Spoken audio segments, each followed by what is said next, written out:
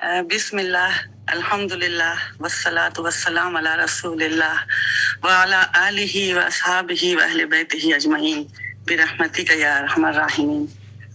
اما بعد رب اشرح لی صدری ویسر لی امری واحلل عقدۃ من لسانی یفقہوا قولی. اللہم علمنا ما ینفعنا وانفعنا بما علمتنا وزدنا ایمانا وعلما وہدا ورشدا وتوفیقا وتوکلا وفقہا وحکمتا یا رب. میری بہت پیاری دینی ساتھیوں، ایک بار پھر السلام علیکم ورحمۃ اللہ وبرکاتہ. اس سے پہلے کہ میں اپنے موضوع کی طرف آؤں، آپ لوگوں سے ایک درخواست ہے، وہ یہ کہ آپ لوگ آج کے پروگرام سے متعلق اپنے لیے عمل کے کچھ نکات نوٹ کیجئے گا. اللہ کرے یہاں سے آپ کو ملے کچھ. سوالات نہیں کیجئے گا، انشاءاللہ سوالات جمعہ کے دن کے لیے اٹھا رکھیے جب ہماری معزز بہن سمیہ انشاءاللہ تعالیٰ آپ کے سوالات کا جواب دیں گی. پروگرام کے آخر میں آپ لوگوں کو انشاءاللہ موقع دیا جائے گا کہ ان میں سے ایک ایک نقطہ مختصراً بیان کیجئے گا کہ آج سے میں یہاں سے کون سی سوغات یا کون سی زیادہ راہ اپنے لیے لے جا رہی ہوں. ہو سکتا ہے اور اللہ کرے کہ ہو کہ اس کی وجہ سے دوسری بہنوں کو بھی فائدہ پہنچے اس نیت سے انشاءاللہ. تو میری پیاری بہنوں، رمضان اور روزوں کے ذریعے ہر سال ایک ماہ کی سالانہ تربیت گاہ کا اہتمام کیا جاتا ہے عالمی لیول پہ. نفس کو کمزور اور ایمان کو مضبوط کرنے کی ایک ماہ کی مسلسل یہ جو روحانی تربیت ہوتی ہے، ایک مسلم مرد اور ایک عورت کو اپنے رات اور دن کو وقت کی پابندی کے ساتھ اپنے رب کی بندگی اور اللہ کے بندوں کی خدمت کا عادی بنا دیتی ہے، اور اس تربیت کے اثرات سال کے بقیہ مہینوں تک برقرار رہتے ہیں، یا کہنا چاہیے کہ رہنے چاہیے. تو میری پیاری بہنوں، خیر اور رحمت اور بخشش اور برکت کے خزانوں کی چابیاں روزوں میں مخفی ہیں. جس نے یہ چابیاں دریافت کر لی نا تو وہ خزانوں کا مالک بن گیا. چابیاں پاس ہوں گی تو خزانوں کے تالے کھولنا مشکل نہیں ہوگا. اس ماہ کی عظمت اور برکت بلا شبہ بہت عظیم ہے، لیکن عزیز ساتھیوں، ایسا بھی نہیں ہے کہ اس کی رحمتیں اور برکتیں ہر اس شخص کے حصے میں آ جائیں جو اس مہینے کو پائے. کسان کی طرح محنت کریں گے تو فصل اچھی تیار ہوگی اور اس کا پھل جنت کی شکل میں ملے گا انشاءاللہ. اور اگر خدا نخواستہ غافل کسان کی طرح سوتے رہ جائیں تو رمضان کی ساری بارش اسی طرح بہ جائے گی جیسے چکنے پتھر سے پانی. نبی صلی اللہ علیہ وسلم کا ارشاد ہے نا کہ کتنے ہی روزے دار ایسے ہیں جن کو اپنے روزوں سے سوائے بھوک کے کچھ بھی حاصل نہیں ہوتا، اور کتنی ہی رات کو کھڑے ہونے والے لوگ ایسے ہیں جن کو سوائے شب بیداری کے کچھ حاصل نہیں ہوتا. تو آئیے سوچیں کہ رحمت کی اس بارش سے کیسے سیراب ہوں. تو میری پیاری بہنوں، آئیے اس موقع سے بھرپور فائدہ اٹھانے کے لیے ابھی سے مضبوط ارادے کے ساتھ ٹھان لے دل میں کہ اس ربانی مدرسے میں ہم داخل ہو رہے ہیں.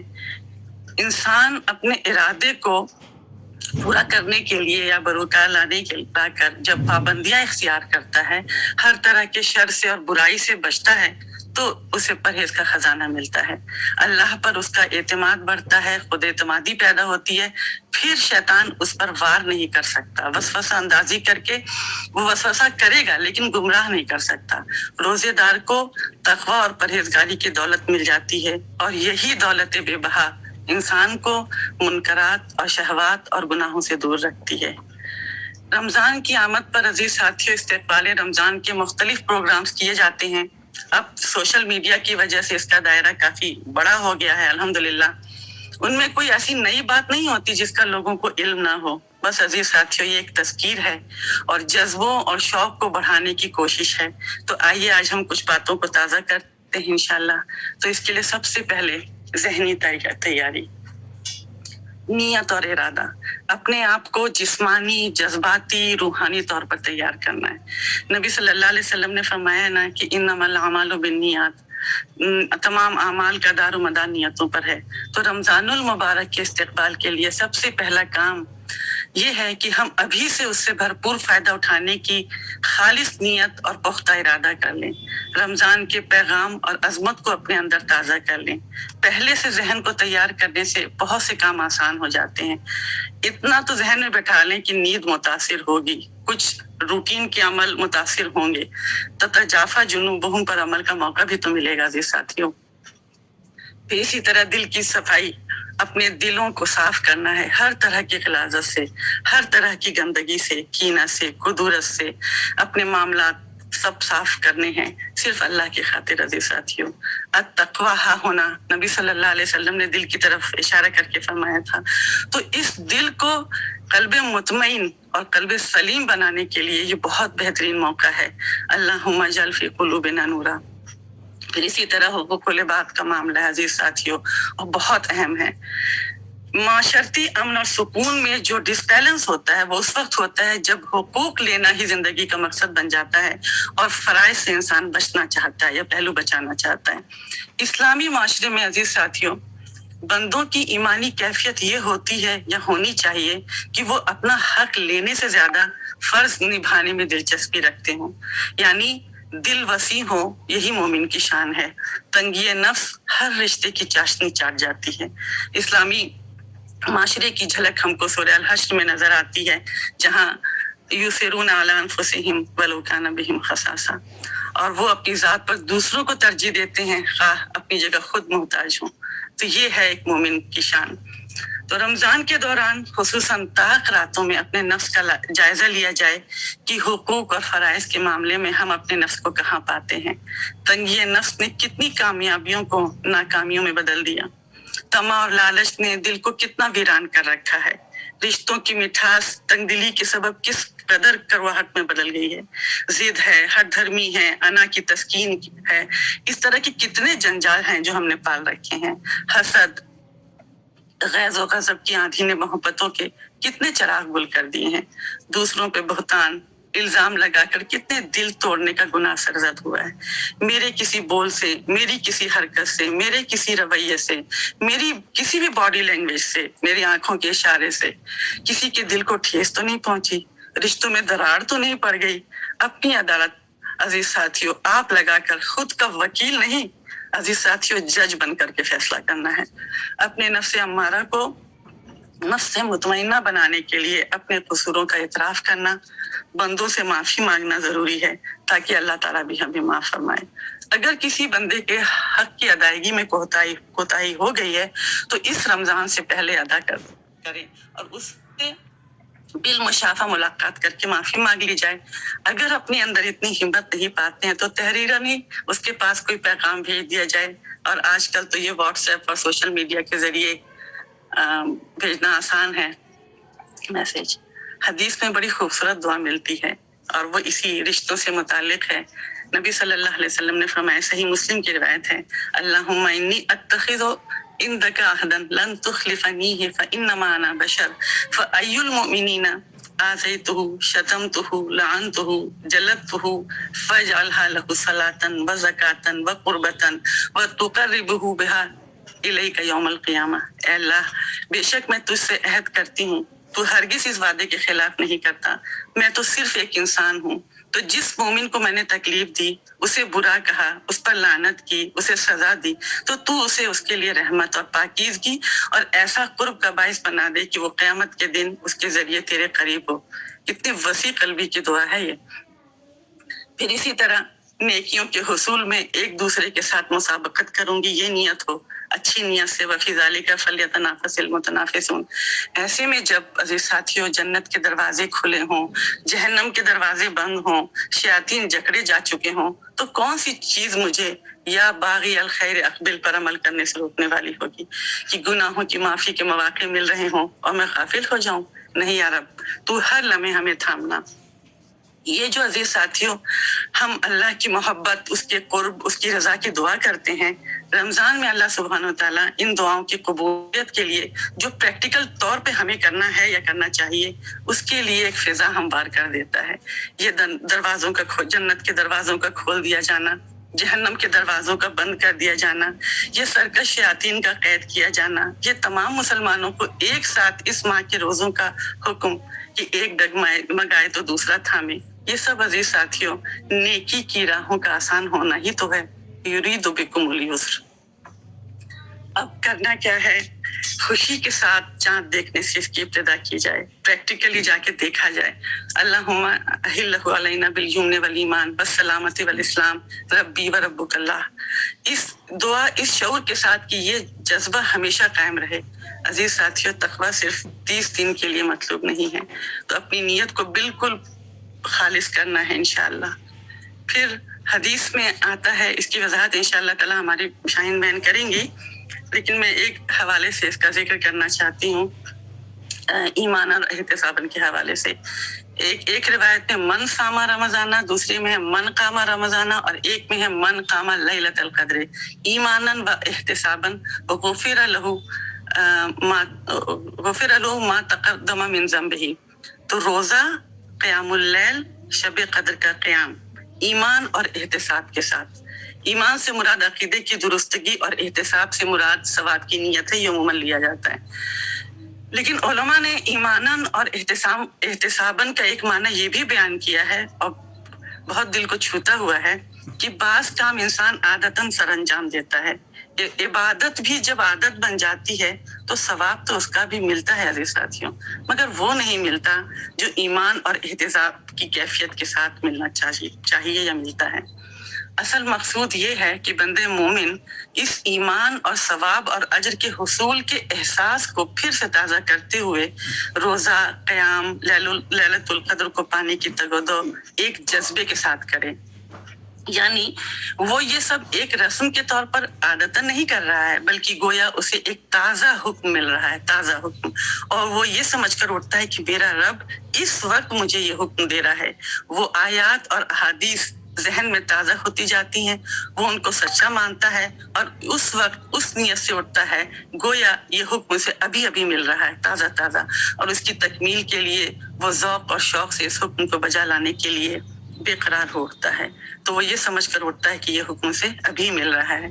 अल्लाह सुब्हान ताला के एक वली के बारे में बयान किया जाता है कि जब वो वजू के लिए उठते तो ये आयत तिलावत करते। वो जो आयत है वजू की, या अय्युहल्लज़ीना आमनू इज़ा कुमतुम इला सलाति फ़ग़सिलू वुजूहकुम, तो ये आयत वो दोहराते गोया ये हुक्म अभी अभी मिल रहा है, और साथ ये कहते जाते हैं नाम या रब, हाँ मेरे रब मैं हाजिर हूँ। यानी बंदे मोमिन जो काम करता है वो हुक्म को जहन में ताज़ा करता जाता है, रस्मन और आदतन नहीं, बल्कि ताज़ा शौर के साथ। तो फिर अजीज साथियों, इस इबादत के हुस्न के क्या कहने। असलाफ बड़ी प्यारी बात कह गए हैं। आज वो तो रमजान के अलावा के दिनों में कहा करते थे, रमजान के हवाले से मैं उनकी बात दोहरा रही हूँ कि आज हमारा रोजा है, कल ईद होगी जब रब से मुलाकात होगी। यानी उनके आम शब व रोज ईमान और एहतिसाबन हुआ करते थे। सुभान अल्लाह। फिर अजीज साथी, ये तो महीना ही है कुरान का। तो अजीज साथियों, सिर्फ आंखों से नहीं दिल से उसकी तिलावत करनी है, ईमान की हलावत का जायका महसूस करते हुए रब के कलाम की तिलावत। खत्म कुरान पर फोकस ना हो, ये फिक्र हो कि कब मैं ये सूरह खत्म करूंगी, ये फिक्र ना हो कि कब मैं ये सूरह खत्म करूंगी, बल्कि फिक्र हो तो ये कि मैं उसे अपने ऊपर नाफिज कब करूंगी। अंत जलल कुरान रबिया कल्बी, दिल की फसले बहार कुरान बन जाए। उसकी और इंफाक व सदकात की तफसील इंशाल्लाह आज आप हमारी और बहनों से सुनेंगे इंशाल्लाह। रिवायतों से मालूम होता है कि सहाबा कराम रज़ी अल्लाह अन्हुम अपनी रात को 4 हिस्सों में तकसीम करते थे। आम तौर पर आधी रात नमाज में जागते थे और हर 4 रकात के दरमियान वजू की मिक़दार तक आराम करते। हसन बसरी रहमतुल्लाह अलैह से रिवायत है कि हजरत उमर बिन खत्ताब रज़ी अल्लाह अन्हु ने हजरत उबई रज़ी अल्लाह अन्हु को रमजान में लोगों की इमामत का हुक्म दिया, तो उन्होंने इमामत की। वो 1/4 रात सोते, 2/4 रात नमाज पढ़ते और 1/3 रात बाकी रहने पर अपनी सहरी और जरूरतों के लिए वापस चले जाते। अबू उस्मान रज़ी अल्लाह अन्हु से रिवायत है, वो कहते हैं कि मैं अबू हुरैरा रज़ी अल्लाह अन्हु के पास 7 दिन मेहमान रहा। वो बीवी और उनका खादिम रात को 1-1 तिहाई बारी बारी जागते थे। एक नमाज पढ़ता, फिर दूसरे को जगाता, यानी उनकी रातें पूरी इबादत में गुजरती, ان کا گھر عبادت میں گزرتا ہے، ان کے گھر کی راتیں عبادت میں گزرتی. اور پھر عزیز ساتھیوں، بہت ہی اہم دعا دعا اور دعا. میرے ابو مرحوم کا شعر ہے، یہ موقع ہے نادر درود اور دعا سے، بنا لے تو قبروں کو روشن ٹھکانا. اللہ تعالیٰ ان کی قبر کو روشن کرے. اللہم اغفر لحینا و میتنا. عزیز ساتھیوں، دعا، عافیت کی دعا. خاص طور پر رمضان سے پہلے یہ دعا کرنا کہ اللہ تعالیٰ ہمیں ہر طرح کی بیماری، تکلیف، پریشانی، مصروفیت سے محفوظ رکھے کہ رمضان کی عبادت میں رکاوٹ نہ ہو. ابھی بھی چند دن باقی، پتہ نہیں کس کی کتنی جانیں باقی ہیں. کچھ سال پہلے ہماری ایک ساتھی کا رمضان سے جسٹ ایک دن پہلے انتقال ہوا تھا. ان کو کچھ بیماری بھی نہیں تھی. تو اللہ تعالیٰ سے دعا ہے کہ اللہ تعالیٰ صحت اور عافیت کے ساتھ رمضان نصیب فرمائے. اسلاف کے بارے میں آتا ہے کہ وہ 6 ماہ تک یہ دعا کرتے تھے کہ اے اللہ ہمیں رمضان تک پہنچا دے، رمضان دیکھنا نصیب فرما. اور اس کے اگلے 5 ماہ یہ دعا کیا کرتے تھے کہ اللہ ہماری عبادات قبول فرما. یعنی ان کو اپنے دنوں کی، ان دنوں کی گئی عبادتوں پر کتنا مان ہوتا رہا ہوگا نا، کہ یہ سرمایہ ضائع نہ ہو جائے. تو رمضان کے آنے تک دعا کرنا ہے. اور دیکھتے ہیں کہ کتنے لوگ جو تھے اب نہیں ہیں، پچھلے رمضان میں تھے اب نہیں ہیں، پچھلے سال ٹھیک تھے، روزے رکھے اور اب روزے رکھنے کے قابل نہیں ہیں. اللہ تعالیٰ ان کو شفا نصیب فرمائے. پھر اسی طرح سے یہ ہے کہ دعا کی لسٹ بنائی جائے ابھی سے، کچن میں، کمرے میں، جہاں جہاں جگہ ہونا اپنے نوٹ رکھ لیے جائیں.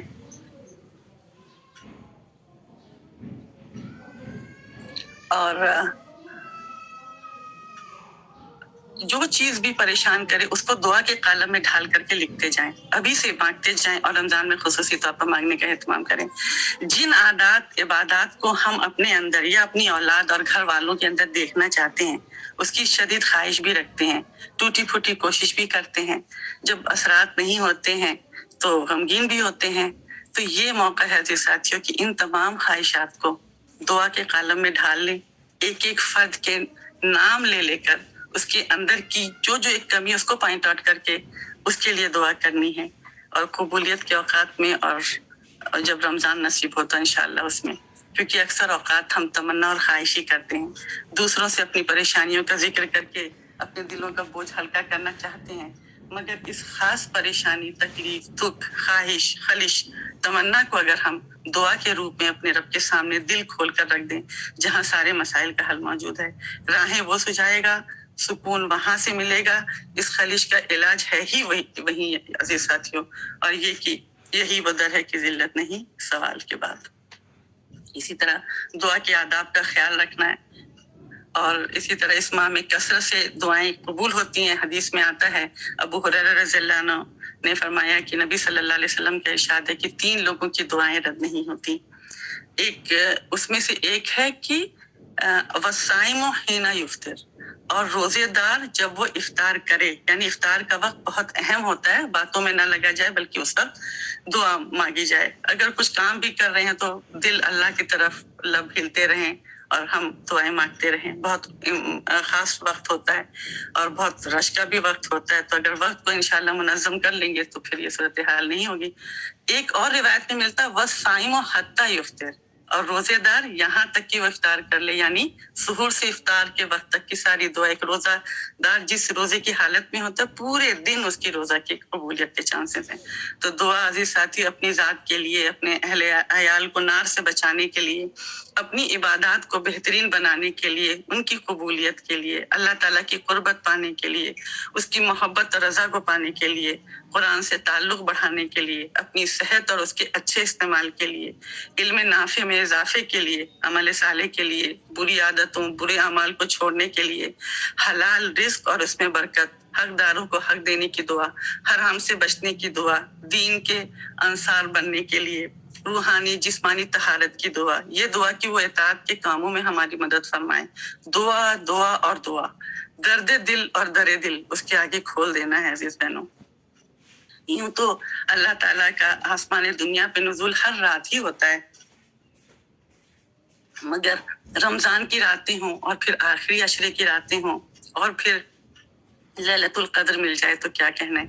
ابو امامہ رضی اللہ عنہ سے نبی صلی اللہ علیہ وسلم سے بیان کرتے ہیں کہ آپ سے عرض کیا گیا کون سی دعا قبول ہونے کے زیادہ امکانات ہوتے ہیں، تو نبی صلی اللہ علیہ وسلم نے فرمایا رات کے آخری حصے کا وسطی دورانیہ اور فرض نمازوں کے آخر میں۔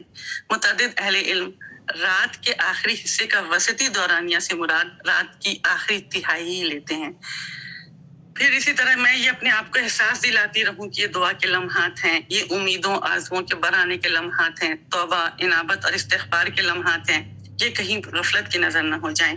انا اجزی بہی، میرا رب مجھ سے کہہ رہا ہے، میں کیسے نہ لوں اس سے نام۔ پھر اسی طرح عزیز ساتھیوں، ایک مسلمان کی دوسرے مسلمان بھائی بہن کی غیر موجودگی میں کی جانے والی دعا جس سے وہ فرشتوں کی دعا کا مستحق ہوتا ہے، اس کے متعلق امام نووی رحمۃ اللہ علیہ لکھتے ہیں بعض سلف جب اپنے لیے کوئی دعا مانگنا چاہتے تو وہ اپنے مسلمان بھائی کے لیے دعا مانگتے کیونکہ وہ مستجاب ہوتی ہے اور اسی دعا کی مثل اس کو حاصل ہو جاتا۔ مثلا جس کے اخلاق بہت اچھے ہیں لیکن وہ ایمان کی دولت سے محروم ہے تو اس کے لیے ہدایت کی دعا، ایمان کی ہدایت کی دعا، اور اپنے لیے دعا کرنا کہ اللہ تعالیٰ مجھے مزید ہدایت نصیب کرے۔ اسی طرح جو دین کی خدمت انجام دے رہے ہوں ان کے لیے اخلاص و استقامت کی دعا، کسی کی صحت کا مسئلہ ہو، کوئی مالی پریشانی میں مبتلا ہو، کوئی مقروض ہے، کوئی محتاج ہے، اس کے لیے نام لے لے کر کے دعا کرنا۔ نبی صلی اللہ علیہ وسلم کی دعا کرتے تھے نا مقروض کے لیے، یا مولا زبیر اقضی عنہ دینہ۔ تو مسلمان کی دعا اپنے بھائی کے لیے پیٹھ پیچھے قبول ہوتی ہے۔ اس کے سر کے پاس ایک فرشتہ معین ہوتا ہے جس میں جب وہ اپنے بھائی کی بہتری کی دعا کرتا ہے تو فرشتہ آمین کہتا ہے اور یہ کہتا ہے کہ تم کو بھی یہی ملے۔ مسلم کی روایت ہے۔ نہ جانے کس کی ہدایت کس کے نیک عمل میں ہماری دعاؤں کا حصہ ہو تو اجر کی امید رکھتے ہوئے دوسروں کے لیے دعا۔ میری پیاری بہنوں، ہوائیں موسم کا اور دعائیں مصیبتوں کا رخ بدل دیتی ہیں۔ اسی طرح دعا ان کے لیے جو دعاؤں کے شدید محتاج ہیں، جن کے درجات ہماری دعاؤں سے بلند ہو سکتے ہیں، یعنی ہمارے وہ رشتے دار جو تن و مٹی کے نیچے ہیں۔ ربنا اغفر لی ولوالدی وللمؤمنین یوم یقوم الحساب۔ اور پھر سب سے بڑھ کر عزیز ساتھیوں، رحمت اور مغفرت کی خصوصی دعا کی جس کے بغیر جنت میں داخلہ ممکن نہیں۔ ایون نبی صلی اللہ علیہ وسلم نے بھی فرمایا تھا کہ الا ان یتغمدنی ربی منہ بمغفرہ ورحمہ، الا یہ کہ میرا رب مجھے مغفرت اور رحمت سے ڈھانپ لے۔ اسی طرح ہم کو افطار کی دعا بھی آنی چاہیے۔ جو مسنون دعا ہے وہ یہ ہے، ذهب الظمأ وابتلت العروق وثبت الاجر انشاءاللہ۔ پیاس بجھ گئی، رگیں تر ہو گئی، اگر اللہ چاہے تو یقیناً اجر ثابت ہوگا۔ پھر میزبان کے لیے دعا، میزبان کے لیے یہ رمضان کے علاوہ کی بھی دعا ہے اور رمضان میں بھی کی جا سکتی ہے اگر کسی کے یہاں مدعو ہوں تو۔ افطر عندکم الصائمون واکل طعامکم الابرار ونزلت علیکم الملائکہ، تمہارے یہاں روزہ دار افطار کیا کریں، نیک لوگ تمہارا کھانا کھایا کریں اور فرشتوں کا آپ پر نزول ہو۔ اسی طرح توبہ اور استغفار، ذکر اور درود کا اہتمام، سارے گناہوں کو معاف کرانے کا اس سے بہتر موقع اور کیا ہو سکتا ہے بھلا۔ استغفار غلطی پر احساس ندامت کے ساتھ توبہ تو ہے ہی ہے، لیکن کوئی نیکی اس درجے کی نہ ہو سکی جیسا کہ حق تھا، اس پر اللہ تعالیٰ سے معافی چاہنا، یہ ہے استغفار علی الطاعہ۔ یہ نماز کے بعد فوراً استغفار کی تاکید، یہ حج کے بعد جس دن کی سب سے زیادہ مغفرت کر دی جاتی ہے اس سلسلے میں فرمایا جا رہا ہے کہ ثم افیضوا من حیث افاض الناس واستغفروا اللہ، اور اللہ سے مغفرت طلب کرو۔ بھلا کیوں؟ اس لیے عزیز ساتھیوں کہ جانے کتنی کوتاہیاں ہیں جو جانے اور انجانے میں سرزد ہو گئی ہوں۔ ابو ہریرہ رضی اللہ عنہ کی ایک طویل حدیث ہے، اس کا ایک حصہ ہے کہ اس شخص کی ناک بھی خاک آلود ہو جس کی زندگی میں رمضان کا مہینہ آیا اور اس کی مغفرت ہوئے بغیر وہ مہینہ گزر گیا۔ اسی بدبختی اور اللہ اور اس کے رسول صلی اللہ علیہ وسلم کی ناراضگی سے بچنے کے لیے ہر مسلمان کو، مجھ کو اور آپ کو بھرپور محنت اور کوشش اور پوری لگن کے ساتھ نیک اعمال انجام دیتے ہوئے معافی مانگتے رہنا چاہیے۔ رمضان المبارک میں تو ہر عمل کا اجر ویسے ہی کئی گنا بڑھ جاتا ہے۔ ضروری نہیں ہے کہ ہم باقاعدہ مصلی پر بیٹھ کر ذکر اور استغفار کریں، چلتے پھرتے، کھانا پکاتے، کپڑے دھوتے، ہر وقت زبان پر ذکر اور درود جاری رکھنے کی عادت ڈالنی ہے اور یہی باقی زندگی کا حصہ بھی بن جائے، اللہ کرے۔ ایک حسن حدیث ہے، عبداللہ بن مسعود رضی اللہ عنہ کہتے ہیں کہ نبی صلی اللہ علیہ وسلم نے فرمایا کہ جس رات مجھے معراج کرائی گئی اس رات میں ابراہیم علیہ السلام سے میں ملا۔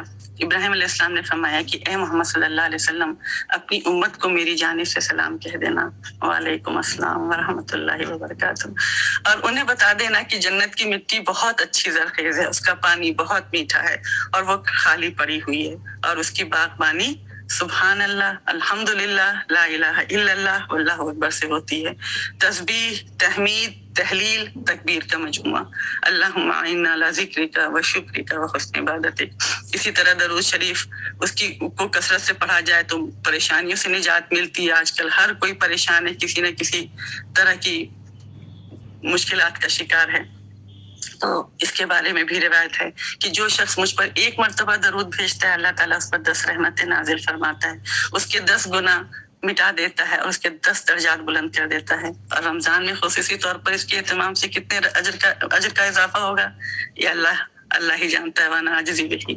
اسی طرح عزیز ساتھیو، ایک درود ایپ ہے جو بہت بہترین ریمائنڈر ہے، اگر آپ لوگ وہ ڈاؤن لوڈ کر لیں تو انشاءاللہ تعالیٰ انسٹال کر لیں گے تو انشاءاللہ وہ ریمائنڈر دیتا رہے گا، اور اس طرح ہم بزی بھی رہیں گے تو انشاءاللہ وہ ایک بار ہی صحیح تھوڑے تھوڑے وقفے سے درود پڑھتے رہیں گے۔ اسی طرح اعمال کے بارے میں جو آتا ہے روایات میں، وہ عملاً قرآن میں بھی اور حدیث میں بھی عملاً صالحاً کا ذکر ہوتا ہے، تعداد کا نہیں ہوتا، لیکن ذکر کے بارے میں ہم دیکھتے ہیں کہ ذکراً کثیرا والذاکرین اللہ کثیرا والذاکرات، تو ذکر کثیر مطلوب ہے۔ یہ جو ہم خواتین مختلف مسائل کا شکار ہو کر ادھر ادھر پوچھتے رہتے ہیں کہ کوئی ذکر بتا دیں، کوئی ورد بتا دیں، یہ موقع ہے رمضان میں کثرت سے ذکر کرنے کا۔ اسی طرح عزیز ساتھیوں، پلاننگ کرنی ہے ہم کو رمضان سے آنے سے پہلے، اس کے لیے میں نے کچھ بھیجا ہے ان کو، شاید اسکرین پہ وہ لگا دیجیے گا سمیہ بہن، انشاءاللہ تعالیٰ کچھ چیزیں ہیں جو ہم لوگ پہلے سے پلان کر لیں دوران رمضان بھی انشاءاللہ تعالیٰ۔ تو جیسے اگر زکوٰۃ فرض ہو چکی ہو اور اسی ماہ میں زکوٰۃ کی ادائیگی کا وقت ہوتا ہو تو اس کا کیلکولیشن پہلے سے کر لیا جائے، کیلکولیشن فطرے کا حساب بھی پہلے سے کر لیا جائے۔ زکوٰۃ کے بارے میں اگر وقت رہا تو ایک بات کہنا چاہوں گی آخر میں انشاءاللہ۔ اسی طرح افطار کروانے کی پلاننگ بھی پہلے سے کر لی جائے، جس میں وقت اور مال کا جی اسکرین شیئر کر دیا دیکھیے۔ اچھا، جزاک اللہ خیراً۔ ہاں یہ ہے، انشاءاللہ گروپ میں بھی ہم لوگ شیئر کر دیں گے، تو اس میں ہے کہ اپنا جائزہ لینے کی ایک لسٹ ہے انشاءاللہ تعالیٰ، اور اللہ کرے کہ عادت ہماری بن جائے تاکہ بس نجات ہو جائے۔ تو اسی طرح کہ اگر افطار وغیرہ کرانا ہے کسی کو تو اس کی پہلے سے پلاننگ کر لیں، جس میں وقت اور مال کا بے جا اسراف نہ ہو۔ وفی اموالہم حق للسائل والمحروم، رشتہ داروں کے ساتھ ساتھ ناداروں کا بھی خیال رکھا جائے۔ نبی صلی اللہ علیہ وسلم نے فرمایا کہ جس کسی نے روزے دار پہ افطار کرایا، کسی غازی یعنی اللہ کے راستے میں جہاد کرنے والے کے لیے وسائل مہیا کیے تو اس کو بھی اتنا ہی اجر ملتا ہے۔ ایک صحابی نے عرض کیا کہ اے اللہ کے رسول صلی اللہ علیہ وسلم، ہر آدمی کے پاس کہاں اتنا مال ہوتا ہے کہ وہ دوسروں کو بھی افطار کرا سکے؟ اس پر آپ صلی اللہ علیہ وسلم نے فرمایا، یہ ثواب تو اللہ تعالیٰ ہر اس شخص کو عطا فرماتا ہے جو ایک گھونٹ دودھ یا ایک کھجور یا ایک گھونٹ پانی پر افطار کرائے۔ اچھا، اسی طرح سے ایک اور روایت ہے، سحری میں مدعو کرنا اگر ممکن ہو تو عزیز ساتھی کیوں نہ اس سنت کو، اگر جس کے لیے بھی ممکن ہو سکے اس سنت کو زندہ کرے۔ ارباز بن ساریہ رضی اللہ عنہ کہتے ہیں کہ میں نے رسول اللہ صلی اللہ علیہ وسلم سے سنا، آپ رمضان کے مہینے میں سحری کھانے کے لیے بلا رہے تھے اور فرما رہے تھے آؤ صبح کے مبارک کھانے پہ۔ اس کو مبارک کھانا کہا گیا، حلموا الی الغداء المبارک۔ پھر اسی طرح اور بھی ان کا عمل ملتا ہے، صحابہ کرام کا ملتا ہے۔ ایک تابعی ہیں طاؤس، وہ بیان کرتے ابن عباس رضی اللہ عنہ کو، کہتے انہوں نے سنا کہ عمر رضی اللہ عنہ نے سحری میں مجھے اپنے پاس کھانے کے لیے بلایا، تو اسی دوران لوگوں کا شور و گل سن کر دریافت کیا یہ کیا ہو رہا ہے؟ میں نے کہا لوگ مسجد سے نکل رہے ہیں، دراصل لوگ اجتماعی سحری کے بعد نکل رہے تھے۔ تو اسی طرح کی اور بھی روایات ہیں جس سے پتہ چلتا ہے کہ سحری کے وقت بھی اجتماعی سحری ہوا کرتی تھی صحابہ کرام کی۔ پھر اسی طرح سحری میں کھجور کھانا، نعمہ سحور المومن التمر، کھجور مومن کی کتنی اچھی سحری ہے، نبی صلی اللہ علیہ وسلم نے فرمایا۔ اسی طرح رسول اللہ صلی اللہ علیہ وسلم آخری عشرے میں جتنی محنت کرتے اور دنوں میں اتنی محنت نہیں کرتے تھے، تو جیسے ایک روایت ہے کہ جس نے فجر کی نماز جماعت کے ساتھ پڑھی، یہ تو مردوں کے لیے ہے کہ مسجد میں، پھر وہ مسجد میں بیٹھا اللہ کا ذکر کرتا رہا یہاں تک کہ سورج نکل آیا، پھر اس نے 2 رکعت نماز پڑھی تو اس کو 1 حج اور عمرے کی مثل اجر ملے گا۔ رسول اللہ صلی اللہ علیہ وسلم نے فرمایا پورے حج اور عمرے کا، پورے حج اور عمرے کا۔ امید ہے ہم خواتین کو یہ اجر انشاءاللہ فجر کی نماز کے بعد مصلی پر بیٹھے رہنے اور ذکر اذکار کرنے کے بعد اشراق کی نماز پڑھنے پہ بھی مل جائے گا انشاءاللہ۔ تو یہ فضیلت عام ہے رمضان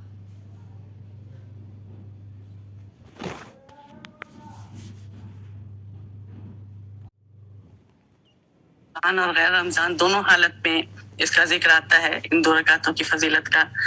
اسے یہاں اس لیے بتایا کہ عام دنوں میں تو ہر مسلمان کے لیے اس فضیلت کا حاصل کرنا مشکل ہے، رمضان میں جبکہ نیکی کرنے کا جذبہ زیادہ قوی ہوتا ہے اور ثواب کمانے کا شوق بہت ہو رہا ہوتا ہے، اس لیے رمضان میں یہ فضیلت حاصل کرنے کی کوشش کی جا سکتی ہے، روز نہیں تو کبھی کبھی۔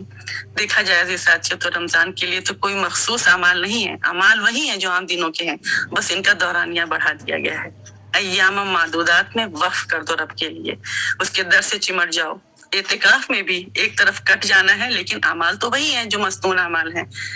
اسی طرح سے کچھ اور باتیں ہیں کہ ہم پہلے سے ایک دم پکا فیصلہ کریں کہ انشاءاللہ تعالی ہم کو بہتر بننا ہے، پہلے سے بہت بہتر بننا ہے۔ پھر اپنے گھر کو رمضان آنے سے پہلے ہی آرگنائز کر لینا ہے، اچھی طرح سے پوری صفائی کر لینی ہے، ساری کلوزٹ وغیرہ کی، الماری وغیرہ کی، جو بھی شاپنگ لسٹ جو ہیں ان کو بنا لینا ہے۔ اسی طرح کھجوروں کے پیکٹ بچوں کو دینے کے لیے تیار کر لیں، افطاری وغیرہ میں دینے کے لیے کر لیں۔ پھر اسی طرح عید کے کپڑے بھی پہلے بنا لیں، بنا ہی چکی ہوں گی لیکن یہ بس ایک یاد دہانی ہے کسی کا رہ گیا ہو تو، اور تاکہ آخری عشرے کا پورا فائدہ اٹھایا جا سکے۔ پھر باقی ساری سنتوں پر عمل کرنے کا بھی تہیہ کرنا، جیسے مسواک کرنا، صدقہ دینا، سونے سے پہلے وضو، بستر جھاڑنا، صبح شام کے اذکار وغیرہ، یہ ساری چیزیں جو ہیں ایک دم ایسی جگہ پہ رکھی رہیں تاکہ وقت زیادہ برباد نہ ہو، بیکار نہ جائے۔ پھر بے جا دعوتوں سے اجتناب کرنا ہے، اپنے ہمسایوں کو بھی جو بھیجنا ہے اس کا بھی انتظام پہلے سے کر لیں، اسی طرح افطاری وغیرہ جو بھی ہے وہ پہلے سے کر لیں۔ اور اسی طرح ایک ہے کہ اگر کوئی اعتکاف میں بیٹھنا چاہتا ہے تو اس کی کچھ گھریلو ذمہ داریاں لے لی جائیں، کسی کو کم کر دی جائیں تاکہ وہ اعتکاف میں بیٹھے تو ان کا ثواب ہم کو بھی ملے، کسی بزرگ کی مدد ہے، اسی طرح سے جو بھی ممکن ہو سکے کسی سوشل ورک کے لیے اپنے آپ کو پہلے سے تیار کر لیں تاکہ اجر بہت ملے۔ پھر انشاءاللہ تعالیٰ کچھ ہیں PDF ہیں قیام اللیل کے حوالے سے، وہ انشاءاللہ ہم لوگ گروپ میں شیئر کر دیں گے۔ اور چھوٹے بچوں کی عمر کے حساب سے پہلے سے کچھ ایکٹیویٹیز مرتب کر لی جائیں، وہ بھی اس میں شامل رہیں، دلچسپی بھی لیں، اور روزوں کے مسائل کا علم جتنے بھی دن باقی رہ گئے ہیں، خصوصاً عورتوں کے مسائل سے متعلق، حالت حیض اور نفاس کے مسائل جو ہوتے ہیں ان کا علم حاصل کر لیا جائے، اور تاکہ شکوک اور شبہات رفع ہوں، جو نہیں معلوم ہے تو اہل علم سے پوچھ لیا جائے۔ ایک بات ہدن للناس کے متعلق کچھ علماء کا کہنا ہے کہ اس ماہ میں غیر مسلم کو ہدایت کی دعوت دینے کی کوشش کے اچھے نتائج نکلتے ہیں۔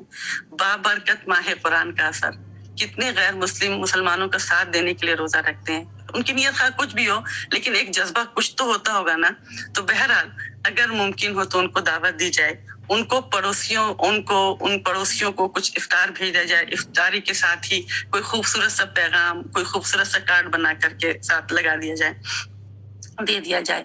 اسی طرح یہ موقع ہے لمبے سجود کے، اور سجدے تلاوت بھی آئے گا دوران تلاوت، تو وہ خود بھی مسنون دعا یاد کر لی جائے، جس کو نہیں یاد ہے، یاد ہوگی تو بچوں کو یاد کرا دی جائے۔ ایک چیز اور کہ ایک کوئی نئی چیز کی کوئی وہ سنت جو مہجورہ ہو گئی ہے اس کی شروعات اب سے کر لیں۔ ایک روایت میں آتا ہے، ابو داؤد کی صحیح روایت ہے کہ صلو قبل المغرب رکعتین، یہ نبی صلی اللہ علیہ وسلم نے فرمایا کہ مغرب سے پہلے 2 رکعتیں پڑھو، پھر فرمایا مغرب سے پہلے 2 رکعتیں پڑھو، جس کا جی چاہے، یعنی یہ اس اندیشے سے فرمایا کہ لوگ اس کو کہیں سنت نہ بنا لیں۔ تو کیوں نہ عزیز ساتھی سنت کو اب سے شروع کر دیں، مغرب کے فرض سے پہلے۔ رمضان میں کثرت سے نوافل کی ادائیگی انسان کو اللہ کا محبوب بنا دیتی ہے. مشہور حدیث قدسی ہے کہ بندہ نوافل کے ذریعے میرے قریب ہوتا رہتا ہے حتیٰ کہ میں اس سے محبت کرنے لگتا ہوں. تو رمضان میں اس کا تو اثر اور ہوگا. اسی طرح امت مسلمہ کو اپنی خصوصی دعاؤں میں یاد رکھنا. آج امت مسلمہ کی جو حالت وہ سب کے سامنے ہے. اللہ تعالیٰ اس مشکل سے نکالے امت مسلمہ کو، اور جو اس کے ساتھ بدنیت ہے اللہم انا نجعلک فی نحورہم ونعوذ بک من شرورہم. ہاں ایک بات اور، وہ یہ کہ شیطان قید ہونے سے پہلے شدید وار کرے گا. تو ہم ہوشیار رہیں کہ اس کا یہ جاتے جاتے اس کا جو بڑا وار ہے وہ رشتوں کو توڑنے کا ہی اس کا ہوتا ہے. تو اللہ تعالیٰ ہمارے دلوں میں الفت پیدا کرے. اللہم الف بین قلوبنا واصلح ذات بیننا. تو آئیے میری پیاری بہنوں، اس رمضان میں ہم وقت کا زیادہ حصہ اللہ کے کلام کے ساتھ گزارے. اس سلسلے میں ایک کوشش اگر ممکن ہو تو 10 15 20 منٹ جتنا بھی وقت ملے ہم تلاوت سننے کا اہتمام کریں. ریکارڈنگ سے نہیں، بہتر یہ کہ گھر کا کوئی فرد ہو جسے ہم سنائیں. عبداللہ بن مسعود رضی اللہ عنہ کی روایت سے اس کا اشارہ ملتا ہے نا، جب نبی صلی اللہ علیہ وسلم نے ان سے فرمائش کی تھی. اسی طرح ابو موسیٰ اشعری رضی اللہ عنہ کے بارے میں نبی صلی اللہ علیہ وسلم کا فرمانا کہ اگر تم مجھے دیکھتے جب میں کل رات تمہاری قرأت سن رہا تھا، یہ اس سے بھی سننے کا اشارہ. پھر جبریل علیہ السلام کا دور آپ صلی اللہ علیہ وسلم کے ساتھ. تو یہ شعوری طور پر ہم اس کا اہتمام اگر کریں، اور اس سلسلے میں اگر یہ ممکن ہو تو پھر دوسرے ذرائع سے بھی سن سکتے، لیکن بہتر ہے کہ پرسن ٹو پرسن اگر سنا جائے. تو ایک بات یہ کہ گھر کے کام بھی عبادت ہیں، اگر اس کو عبادت سمجھ کے کیا جائے، بوجھ سمجھ کے نہ کیا جائے. بچوں سے افطار اور سحور کے بعد کھانا لگانے، پانی رکھنے کو کہا جائے، اور یہ ذہن میں ڈالا جائے کہ تمہارا یہ سب کرنا ان دنوں بہت ثواب ہے، گویا آپ کو افطار کرانے کا ثواب مل رہا ہے. اس کے علاوہ آخری بات، ایک نوٹ بک اس رمضان کے لیے خاص کر لی جائے جس میں 2 یا 3 آیات اس لحاظ سے اس پہ فوکس کیا جائے روزانہ، یا اگر روزانہ نہیں ہر کوئی اپنے وقت اور اس کے حساب سے، حالات کے حساب سے یہ کر سکتا ہے کہ اس آیت کو میں دعا کے قالب میں کیسے ڈھالوں. مثال کے طور پر الف لام میم ایک آیت ہے، مجھے اس کا مفہوم نہیں پتا، تو اس آیت کو میں دعا میں ڈھالتی ہوں کہ اللہ تعالیٰ مجھے، میرا علم تو بہت ہی کم ہے، اللہ تعالیٰ تو مجھے علم میں زیادہ کر، یا مجھے محکمات پر وہ متشابہات میں پڑھنے سے بچانا. اس طرح کی ہر آیت کو دعا کے خالہ میں ڈالا جا سکتا ہے. مجھے معلوم ہے کہ قرآن نصیحت ہے، الذکر فیہ ذکرکم، کہاں ہے میرا ذکر، میں تلاش کروں اور پرکھوں، اور اپنے آپ کو کہ آیا ان آیت میں میرے لیے کوئی خصوصی نصیحت پائی جاتی ہے، کیا اس آیت نے میرے ذہن میں کوئی سوال پیدا کیا، وہ سوالات کیا ہیں، سب نوٹ کرتے جائیں. کوئی بھی آیت جو مجھ پر ایک خاص تاثر چھوڑتی ہے، جو میرے دل کو میری زندگی کی کسی اہم لمحے کی طرف واپس لے جاتی ہے، وہ لمحہ کیا تھا اور اس آیت نے مجھے کیسا محسوس کرایا، اس وقت جو میرے احساسات تھے وہ کیا تھے، سب نوٹ کرتے جائیں. پھر عید کے بعد جب کبھی موقع ملے اس گاہے بگاہے اس نوٹ بک کو نکال کر دیکھیں اور اپنے آپ کو رمضان کے موڈ میں لانے کے لیے اس طرح کی کوئی ایکٹیویٹی ترتیب دیں. اللہم انک عفو تحب العفو فاعف عنا. دعا ہے کہ اللہ تعالیٰ سے دعا ہے کہ یہ رمضان ہمیں اللہ تعالیٰ کا اور اس کے کلام کا وہ قرب نصیب کر دے جو اس سے پہلے نہیں ہوا. اللہ کرے کہ یہ قربت ہمارے غموں کا مداوا ہو، ہماری رہنمائی کرے، ہمارے شوق میں اضافہ کرے. ہمارا یہ رمضان گزشتہ سارے رمضان سے بہتر ہو یا رب. اللہ تعالیٰ تو اپنی نوازشوں سے مرحوم کرنا، محروم نہ کرنا. مرحوم یعنی رحمتوں میں ڈھانپ لینا. ابو ہریرہ رضی اللہ عنہ کی روایت ہے نا کہ بندے کو 2 خوشیاں نصیب ہوتی ہیں، ایک خوشی اس وقت جب وہ افطار کرتا ہے اور ایک خوشی اس وقت جب وہ اپنے رب سے ملتا ہے.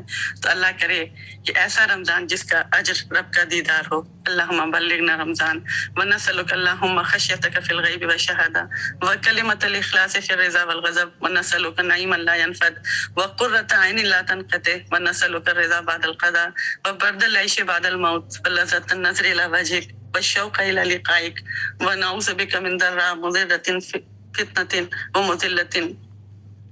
من فتنة مضلة اللہم زینا بزینت الایمان وجعلنا ہداة مہتدین. اے اللہ، ہم غیب اور حضور دونوں حالتوں میں تیری خشیت کے طلبگار ہیں، اور ہم تجھ سے خوشی اور ناراضگی دونوں حالتوں میں کلمہ اخلاص کی توفیق مانگتے ہیں، اور ہم تجھ سے ایسی نعمت مانگتے ہیں جو ختم نہ ہو، اور ہم تجھ سے ایسی آنکھوں کی ٹھنڈک کے طلبگار ہیں جو منقطع نہ ہو، اور ہم تجھ سے تیری قضا پر رضا کا سوال کرتے ہیں. تجھ سے موت کے بعد کی راحت اور آسائش کے طلبگار ہیں، اور ہم تجھ سے تیرے دیدار کی لذت تیری ملاقات کی شوق کے طلبگار ہیں اور پناہ چاہتے ہیں تیری اس مصیبت سے جس پر صبر نہ ہو سکے اور ایسے فتنے سے جو گمراہ کر دے۔ اے اللہ ہم کو ایمان کے زیور سے آراستہ رکھ اور ہم کو رہنما اور ہدایت یافتہ بنا۔